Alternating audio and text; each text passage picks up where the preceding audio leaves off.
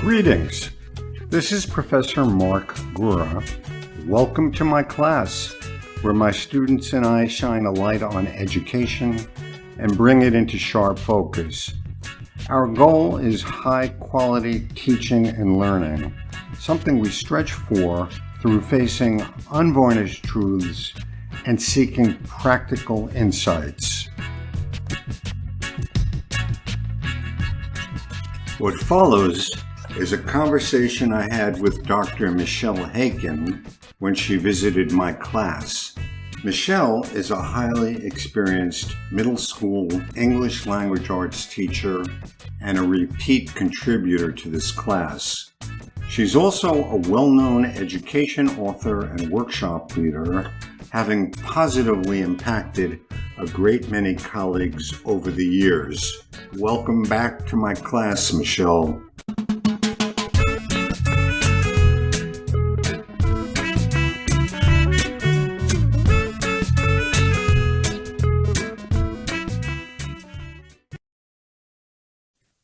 So, you recognize all of this. These are your books. We did Creative SEL together. You did Gamify Literacy and New Realms for Writing. New Realms for Writing. And I remember when that came out at the ISTE conference that year, it raised quite a stir. You were interviewed for Ed Week, which is quite a feather in your cap. Yes. Yeah. I'll say thank you to everyone for listening. You've done quite a bit for the field, Michele, including this book, Personalized Reading, to support all learners. This book was published a while back by ISTE and has been re-released by the National Council for Teachers of English, which I think is terrific. It speaks to both sides. There's the technology side and the instructional side. Let's introduce you a little bit. So you're an in-service teacher? In the classroom, middle school, 8th grade. You've been doing that for how long? 25 years. Yeah, 25 years. That's quite a thing. And so basically you're an ELA teacher, but you've also weighed in on SEL at one point. And I know you do other things with your students. You've expanded what ELA can be or what your job is. You used to do a thing called Genius Hour. Yeah. So give us a quick explanation of Genius Hour, because it was pretty interesting. Genius Hour is really like a passion project for students. And it fluctuates. It's synonymous, Genius Hour, passion project. One of my colleagues calls it a passionate nuggets, and he uses chicken nuggets for his students to say, what are you passionate about? What do you want to research? And about 10 years ago or so, there was a lot of discussion about how businesses are giving their employees a portion of their week, 20% of the week, with Google or lots of creative outlets to explore and follow and create something or research something that you are interested in. And that's why we have Gmail today and a lot of other little passion projects, or now we call them side hustles going on. And there became a trend in the classroom. What if we gave our students 20% time, whether it's every week, it's 20% of a unit, to actually invest their time in something that they're interested in. And a ton of different iterations of Genius Hour. For middle school, I'm a big believer in controlled choice, and I say that in quotes because it's not necessarily a free-for-all, but I might have one of the pieces might be related to social activism, one project might be related to entrepreneurship or finding something that's ungoogleable. And my students were allowed to research, create, explore, and then present what they were passionate about to a large audience. And a lot of times we'd invite parents in, administrators in, and the students would present. And I had everything from students create a social activism campaign to purchase beds for dogs in shelters, to like another student who wrote her own music curriculum and then in the summer taught it to pre-K students at our public library in town. And that the presentation of their passion projects is very much ELA. Research, reading, writing. I would throw in a Shark Tank element and I'd bring in all different people and the students would have to like pitch their ideas and get feedback. And we actually went out a focus on like getting it trademarked, and he wanted to create a Band-Aid that looked like an actual like cut. I think they make them now, but he had to do like a lot of research and what was out there. And it was all literacy enriched research that students got to create and explore. Very good. So beyond enhancing the curriculum, the way you've always invited your students to explore passion projects, teaching in that way, this motivating kids through these highly engaging, thinking-based projects. That's your passion project, I think. And beyond doing that, you've become quite the peer leader. Anyhow, I wanted to ask you about how it is you adopted tech, because where we start with this course, and this course is technology integration for school leaders, and we use leader in the sense of peer leader. One of the first things we discuss is how, while it's true in many schools and many places, there's a lot of tech used, but its function and purpose is not well understood. We always come around to holding the position here that the purpose of the tech is to improve the student learning experience. So I'd like you to comment on how you came to that. You certainly weren't hired as a tech teacher, and probably the tech wasn't there when you started.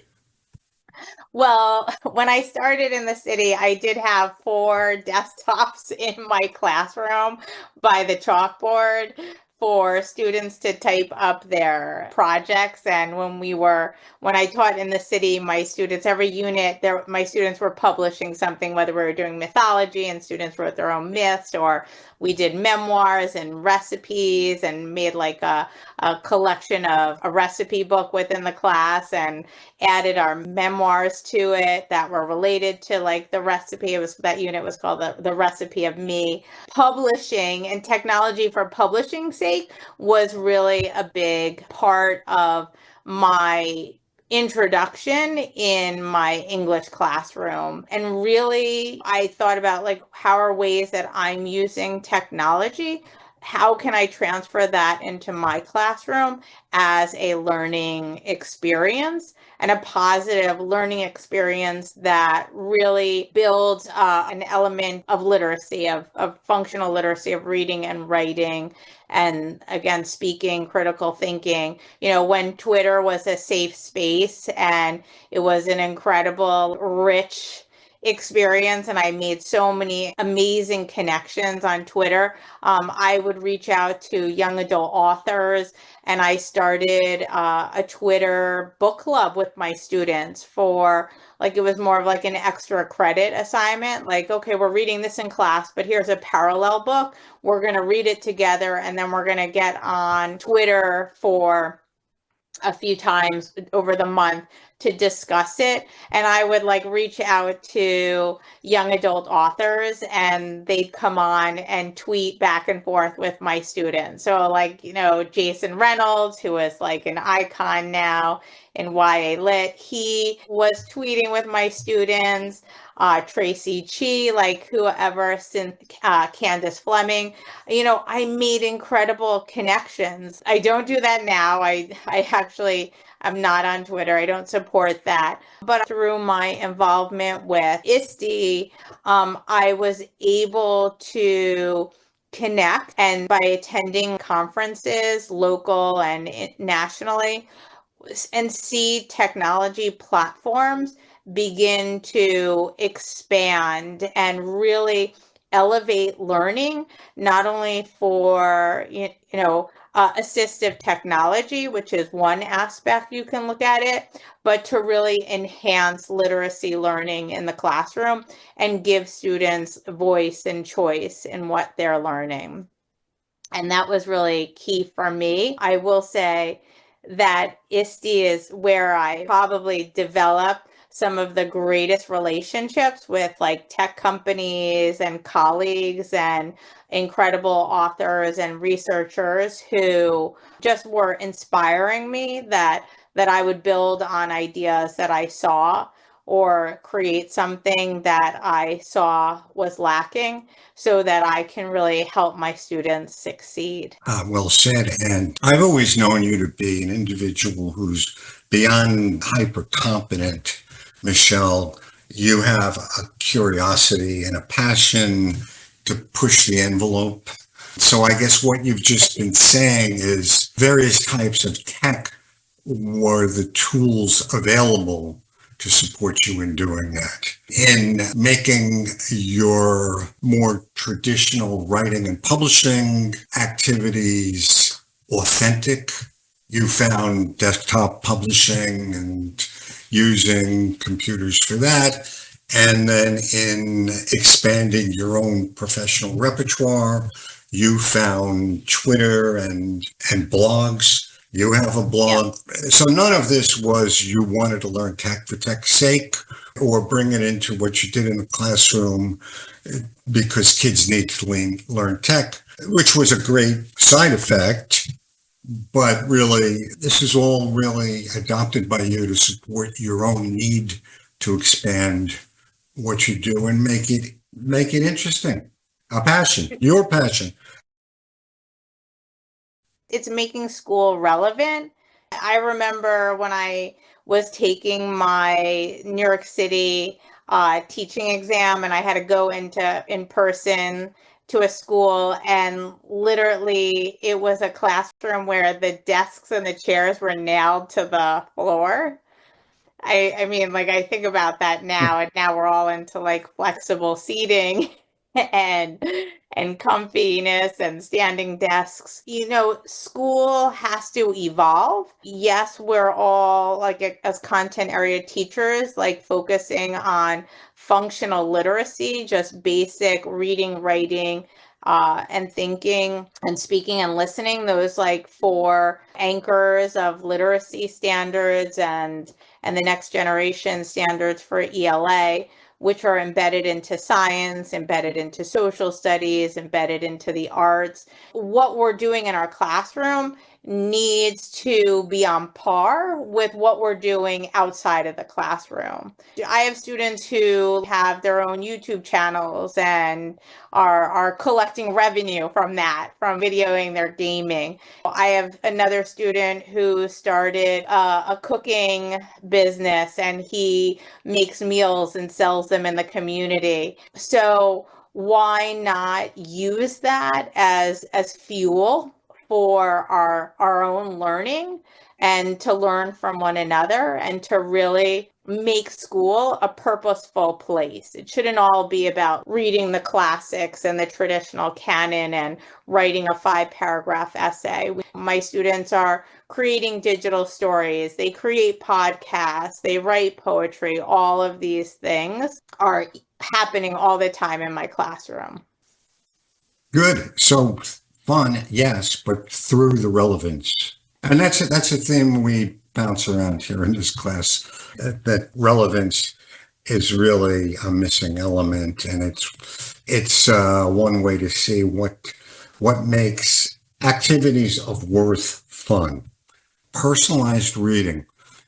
everything that I'm doing with technology, I am very specific and articulate with my administration and with my parents of like the research and the theories behind what we're doing, and this is the outcome. So like in January, my students have a big interdisciplinary project we do with social studies and English.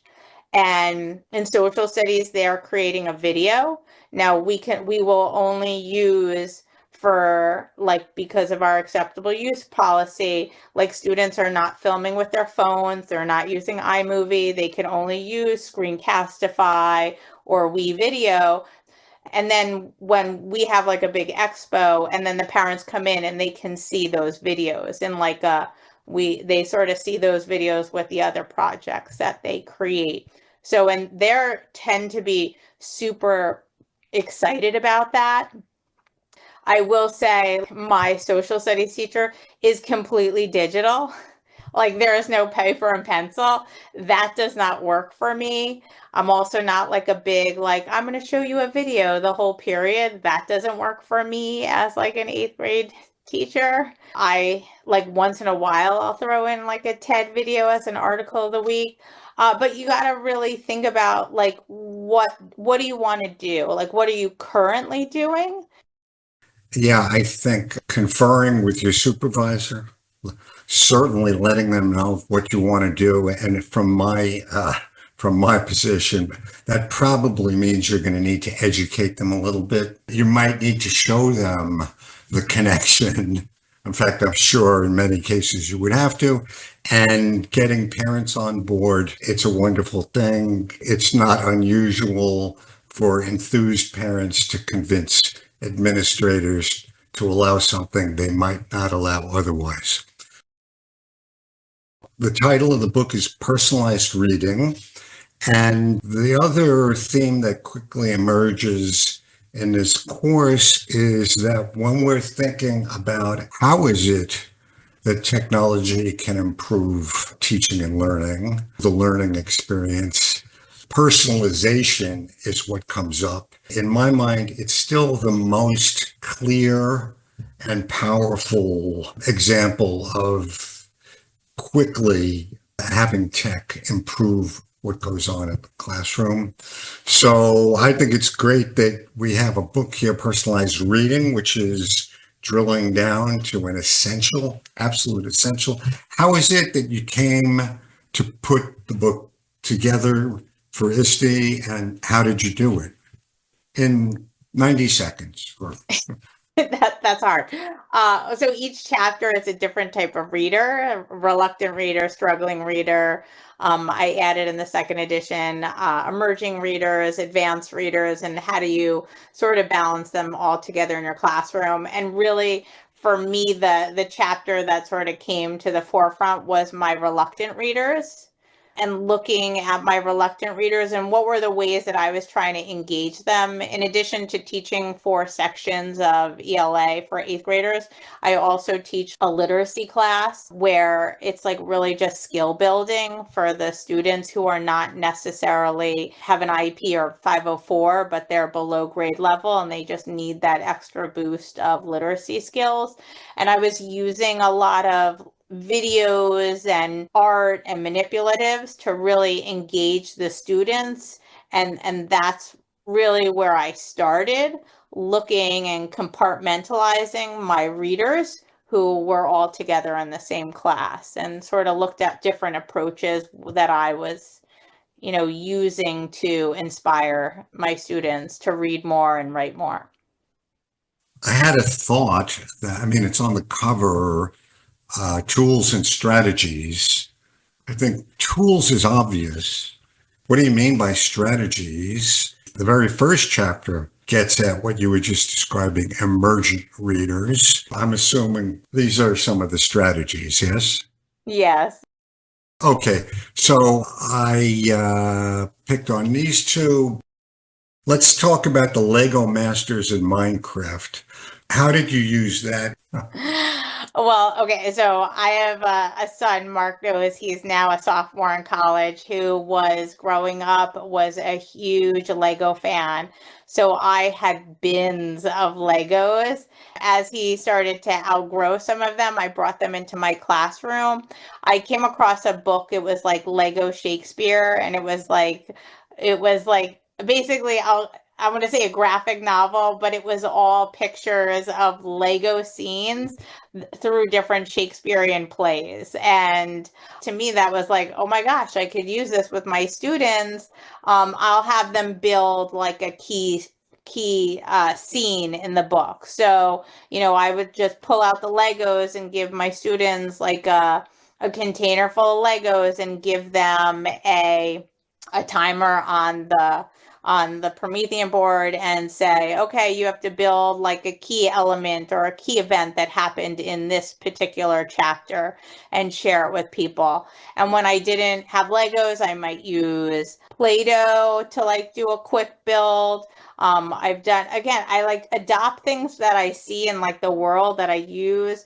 When Chopped was really big, I filled baskets up. And when we were reading a book, I had a basket full of items for specific chapters, and students had to guess and write around the different items.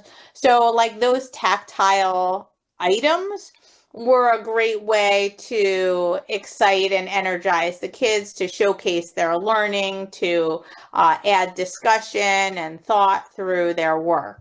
And then you have pictures of my students building a scene, another, and the picture on the right with the cars. My students were doing a stop motion animation with Legos. That was for storytelling, and it was just, I mean, I think whatever grade you like pull out the Legos and everybody is excited. Yeah, kids are familiar with it. It's fun. And if you give them a challenge, they're going to rise to the challenge.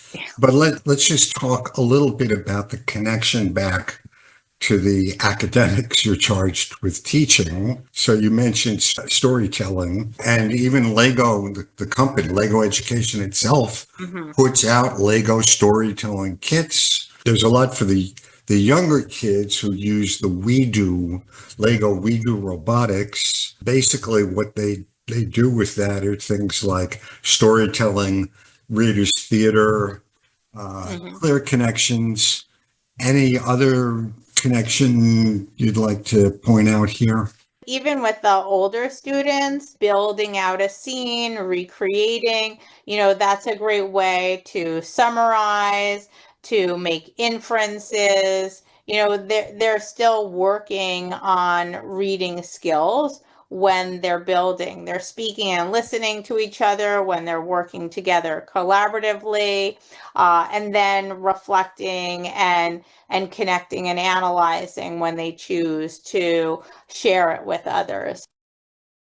And the Minecraft? Another tool for storytelling and building, and especially for your gamers and your builders in your class, if you want to go more digital.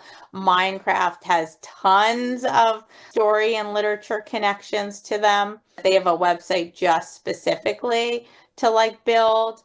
And I've had students who, recreated World War I trenches and the experiences of the soldiers and the PTSD experience during World War I.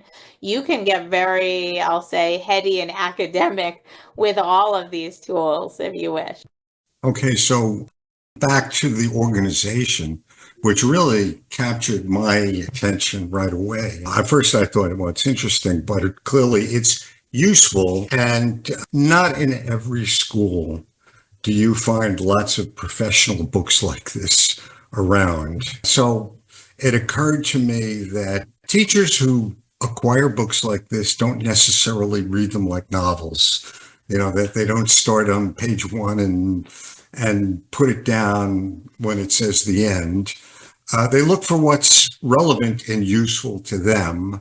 So I like this. I mean, clearly you had this epiphany that if you're going to talk about personalized reading, that's a general concept and it's a winning concept, but it's going to present itself differently for different populations and grade levels. So for this version of the book, you hit on these 6. It seems like a very handy way to organize the book. And again, thinking about the lives of these books in schools, they get shared. And it's not to say that only those strategies work for those students. Like, you know your students best. So, across the board, there's all different things that each chapter looks at different strategies and tools that maybe it works for one student, it might not work for another student. Taking a deeper look, I went through the struggling readers section, and in my copy, I penciled getting the most from a reading platform and AI platforms for personalized text sets and Magic School, which in New York City, I keep hearing about Magic School. So here's something that, what's the tool here is Diffit? Yes. So what did you do? This is an illustration that I took from the book. So what are we looking at here? There are a handful of AI tools specifically out there for teachers, like Diffit, Magic School, Brisk. But the two that I tend to use more regularly are Diffit and Magic School. Granted, they've been around longer than some of the others. What I liked about Diffit is that it gave me cited information. Like, I knew exactly where my information was coming from. In this case, I had students reading Alan Grantz's Ground Zero, but they didn't really know what the Twin Towers were. So I wanted to create like a reading passage so they sort of had that history of specifically the architecture so that they could understand and help visualize what they were reading in Alan Gratz' book. And with Diffit, it's creating images for me. It will cite where the information is from. So that was just an example of with Diffit. Diffit has tons of graphic organizers as well. Magic School has like 75 plus tools to it that you can use, from creating rubrics to writing emails to coming up with like a silly song. So I tend to use different AI tools for different purposes. When I'm creating something, or like I have a student right now who's in a self-contained class and he pushes into my classroom for English and social studies, but he has a 3rd grade reading level, I could put in like an 8th grade short story that we're reading, and on Diffit say, can you summarize the story and make it accessible at like a 3rd grade reading level with some bullet points that summarize the key ideas to help him still feel like he's a part of the class and not like, hey, I'm getting this modified curriculum and my information looks different from my classmates. That's such an amazing application of technology. I mean, you might, as a teacher, following your instincts to create a good activity, you might have found the perfect text, but not likely. I mean, here is a way to make it happen for you and your students quickly. And I'm sure if you didn't like what you were given at first, you would have changed prompts and continued to noodle around till you got what you knew was what the student needed. It really is an amazing shift. So I wanted to talk, I think this is a good place to bring up this little digression. So in my discussions with in-service teachers, which goes far beyond this classroom, I often hear, are you using tech in your classroom? Yes. How are you using it? And I get answers like, oh, well, we have a tool like iReady, and it's everything. It's all the curriculum I need. The assessments are in there, interventions. It's absolutely everything. And on the one hand, that's very appealing, but I also have an eye not just on how the teachers are serving their students, but how the teachers are developing as teachers and expanding their abilities as I like to use the term alchemist, someone who can dip into various sources and weave together a wonderful experience without relying on a publisher to do the whole thing. So in the example we looked at before, you needed a certain type of text. What was your motivation, Michele? Really, it was your instinct. Your 25 years teaching told you, I need some content to give these students, and it's got to be, it's got to be this, that, and the other thing. Correct me if I'm wrong. I think that's a big part of what a master teacher becomes and does. And so nothing against these, I don't even know how to describe, all-in-one, complete instructional packages. Nothing against that. They are wonderful, but I'm looking for more because I want teachers to be able to create something unique, something that they're passionate about, or at the very least satisfies their curiosity, their instincts, and serves their students in a way that a single item could never, even though there's personalization built in. So maybe you'd like to throw me a line and comment on that.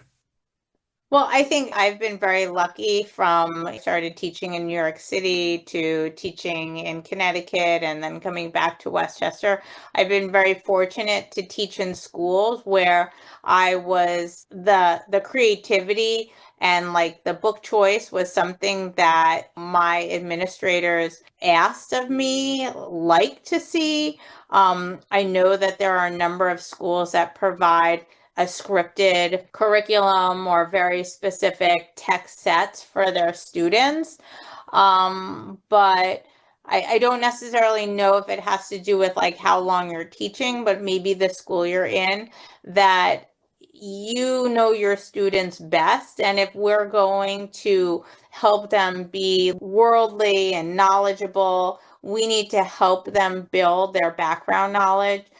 Kelly Gallagher, who is an incredible like educator and author, has a new book out, and it's all about background knowledge and like the lack of background knowledge that students have today. Like I'm so surprised when I come into my classroom and I'll like make a reference, and fewer and fewer students know who Harry Potter is, or they'll say like, I've never seen a Disney movie. What do you mean you've never seen like The Lion King or The Little Mermaid? And they're like, yeah, no. I'm like, what? Or you'll say a music artist and they'll look at me like, what are you talking about? So that like, cultural knowledge, background knowledge, world knowledge, by bringing in that like article from Diffit was a way that like my students could understand the book more deeply. And when we provide them with that additional information, it makes their reading more rich to understand like, oh, okay. That's what you're talking about, or I didn't know what that meant or looked like when, they're reading the Watsons go to Birmingham and they talk about like saddle shoes. Like how many kids know what saddle shoes are? I'll stick to my guns with the acquired instincts of a good teacher, knowing what content is needed. And in my mind, this is an example. Yeah, the Twin Towers have been gone for a long time. You wanted to give them a flavor of what New York was like. So turning to an AI-powered resource like Diffit was a tool of the moment, and it helped you help your students, satisfying your instincts to do that. I think it's a great example. So again, these one size fits all, well, that's not a good term, but we'll just call it a course in an app or something like that. A prepackaged curriculum. prepackaged curriculum. Magnificent, but that's not the end of it. Teachers have more to give. I want to bring that out and acknowledge it. Maybe we'll look at one last example and then tie this up. You talk about, and this is a classic approach, pairing images with text and how this is crucial for reluctant readers. This appears in your chapter 3. And so what are we looking at here? This is an illustration of that, I think. Yeah, so that is Animal Farm. I worked with an organization called the Jacob Burns Film Center. It's in Pleasantville, New York, and they used to have a curriculum for teachers that it was like a whole media literacy and curriculum. And I worked with them for like 4 or 5 years until they sort of reimagined their educational department a different way. And they used to start with what was called a view now, do now. So I don't know, for those of you that have like do nows in your classrooms, what those do nows look like, if it's like a little bell ringer of like grammar practice or like a math problem. But this whole element to bring in media literacy was more of a view now and do it now, where it could be like a video or like some sort of activity. So when my students are reading Animal Farm, after chapter 4 with the Battle of Cowshed, I was putting some sentence work together and pairing it with a picture so that the students can sort of practice their sentence writing.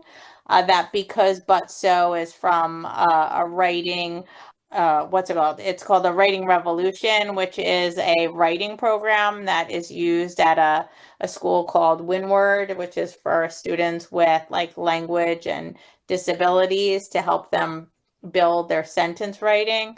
But it's just an activity that I've sort of incorporated into my classroom. So I might start with a video or a poem, or students might be drawing, or they might be responding, or like adding a script, or like you said before, Mark, the Reader's Theater, as a way to engage your reluctant readers. And this, I take it, is in the book because it's an actual artifact from your classroom, from your teaching practice. Yes, you have a lot of artifacts throughout the book of what I use in my classroom. That's perfect. And do you recall how you created this? In terms of this, just the tool, procedure, the view, it was just like this would be like a slide that's on my Promethean board when students come into the classroom with the picture. They might have a digital copy of it and they respond to it. I mean, there's different ways to create it. I've done the because but so in different ways, digitally, by hand, adding a picture or not. Okay. The crucial thing is the practice. Mm-hmm. You want kids to engage with this as they enter the classroom before the activity. And it's a way to recall and to summarize, and then to also practice writing clearly and concisely.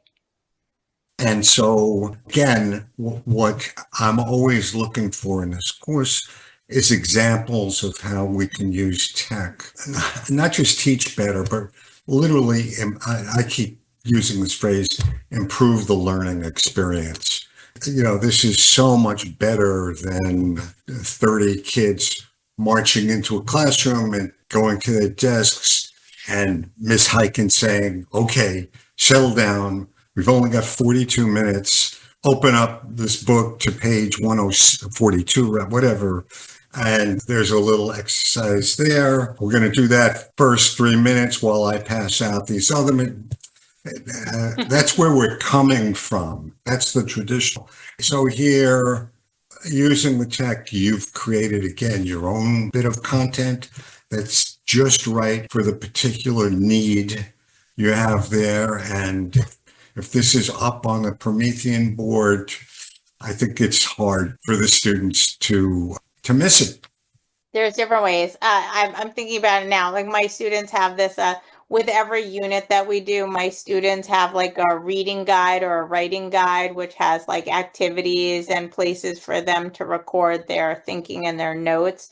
And they do it half in their notebook and half digitally. So this is like one of those slides on their reading guide for Animal Farm as just like a stop check for understanding.